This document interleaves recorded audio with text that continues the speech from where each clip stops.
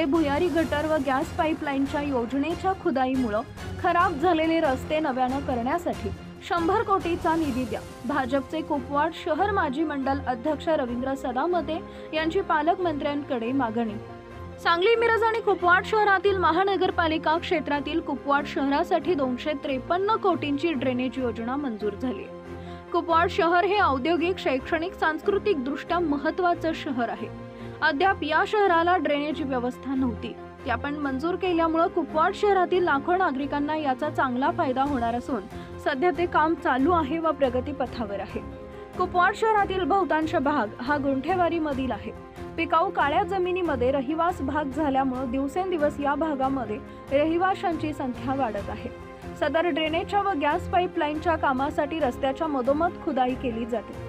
या भागावर पॅचवर्क केलं जात आहे, परंतु खुदाई केलेले रस्ते पूर्वीसारखे होत नसून पूर्ण क्षमतेने रस्ते वापरात येत नाहीत. शहराला जोडणारे मुख्य रस्ते व उपनगरातील अंतर्गत रस्त्यांची अक्षरशः चाळण झालेली आहे.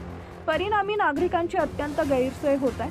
पुढे पावसाळ्याच्या दिवसांमध्ये नागरिकांना मोठ्या अडथळ्यांना सामोरं जावं लागणार आहे.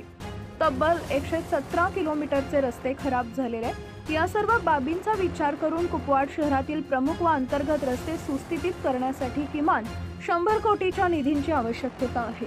तरी सदरचा निधी आपण उपलब्ध करून द्यावा अशी मागणी भारतीय जनता पार्टी कुपवाड शहरच्या वतीनं भाजपचे कुपवाड शहर माजी मंडल अध्यक्ष रवींद्र सदामते यांनी उच्च तंत्र शिक्षण मंत्री तथा सांगली जिल्ह्याचे पालकमंत्री चंद्रकांत दादा पाटील यांच्याकडे केली.